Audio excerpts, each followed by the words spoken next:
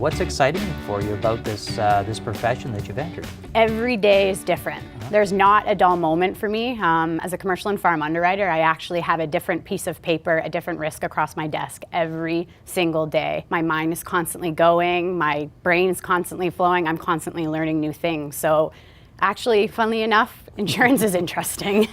Jenna, you've sought out this career. Do you see it as being a long-term career for you? Are you in it for the long term, maybe right up until you retire? I definitely am in this industry for the long haul. As we discussed earlier, I didn't just fall into this industry, I actually sought it out.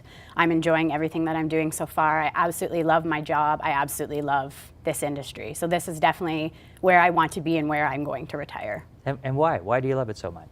It's just so interesting, everything about it. And it's so interesting because when you talk to people outside, they can't believe that I say, I love my job in insurance. And I absolutely love it. Every day there's something new. There's so much room for improvement and betterment, and everybody truly believes in you and what you want to do. So it's definitely somewhere that I plan on staying for a long time to come. Jenna, you've seen many people come into the industry. What are the attributes and the skill sets that you see in them that benefit them when they come into this profession?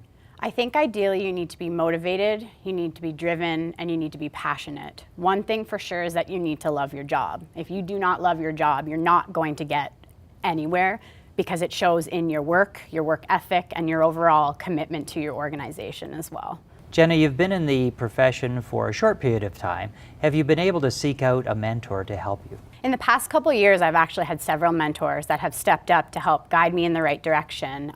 Not only have they taken me under their wing, they've pushed me, they've inspired me, and they've given me the ability to keep progressing in my career. I truly feel that if it weren't for two individuals in particular, I would not be sitting here with you today. And what do they do for you? How do they help you? Do they make decisions for you? Do they help you make decisions? Do they push you in certain directions? Do they help you stretch in your career? What do they do? They pushed me, for lack of better terms, which I needed. As someone that was new in the industry, I didn't really know where to begin. I knew that education and learning was continuous in this industry, but without someone telling you where you need to go and how you can get there, you're not going to get there. So both of these individuals have really pushed me, guided me in the right direction, all the while letting me make my own decisions to get me there.